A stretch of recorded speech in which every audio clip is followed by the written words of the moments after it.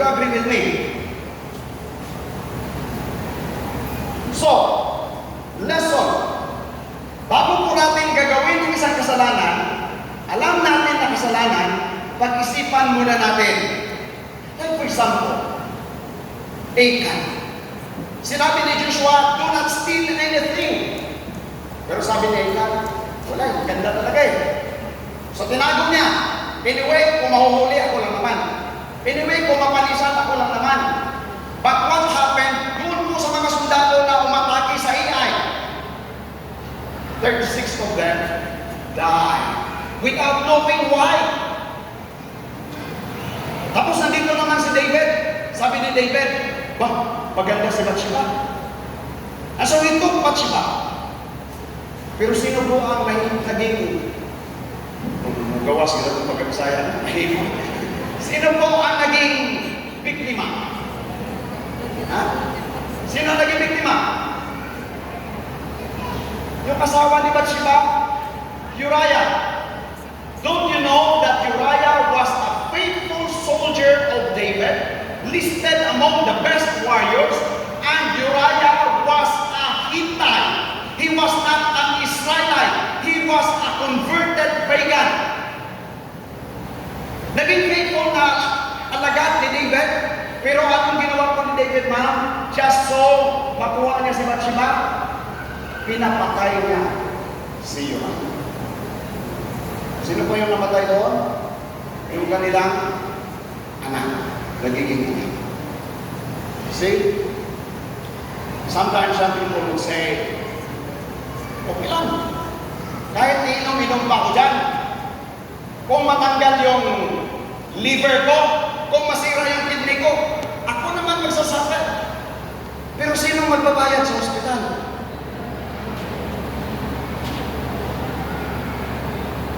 Now, let us proceed. One day, nagising si Little May, tapos nakita niya doon si Lady Naaman. Lady Naaman was? What happened to Lady Naaman? She was crying. Bakit po kaya umiyak si Lady Naaman? Dahil may sakit si Captain Naaman. Yung tao na naging dahilan, na naging captive ka, yung tao na siyang dahilan, na nag-suffer ka, ay bigla may masamang nangyari. Yung tipong mapupromote ka na sana, pero yung marites doon sa, sorry, mali pala yung paggamit ng pangalan. Sabihin natin, yung chismosa doon sa opisina, siniraan ka, instead na ikaw yung ma-promote, na-demote ka ba? Tapos narinig mo, yung chismosa yun, ay biglang may mangyaring masama. How would you feel? May busy. Tuwan-tuwan talaga tayo, di ba? But yun ba yung nafe-feel ni Little May when she heard that Captain Naaman was sick with leprosy?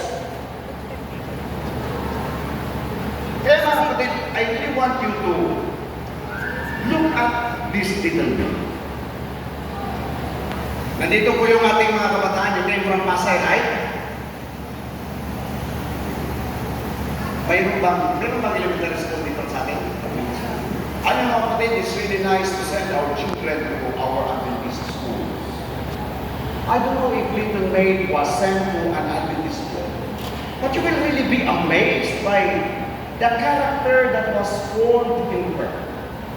Okay? So, titingnan po natin anong klaseng puso meron si Little May.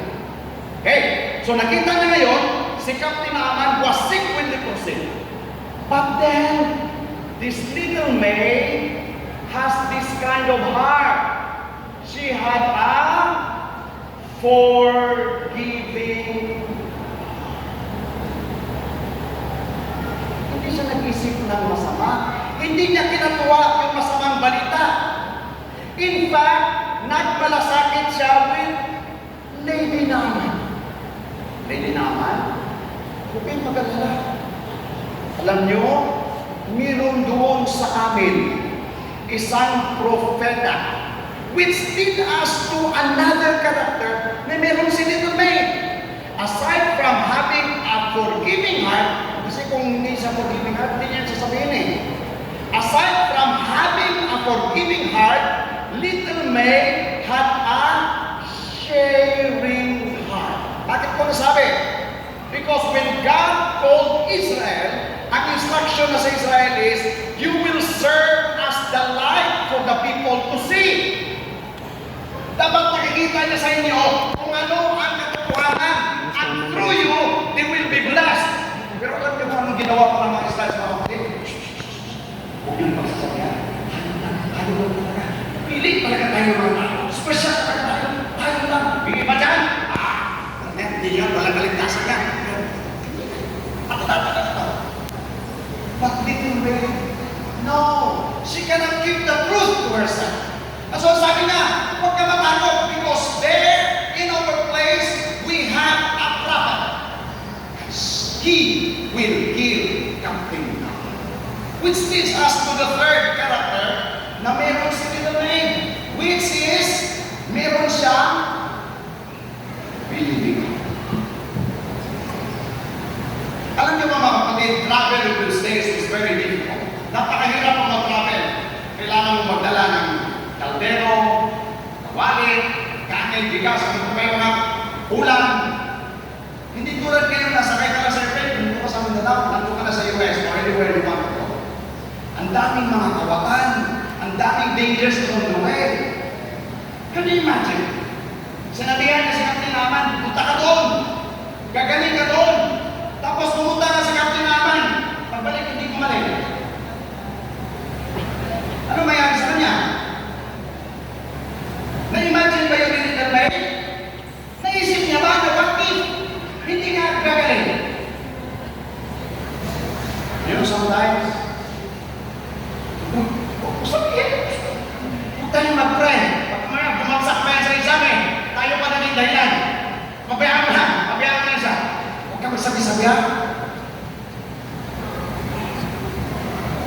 We have fears. May news. Pero sa little Mary, mga kapatid, ano kayo mo ng heart? She had a forgiving heart. She had a sharing heart.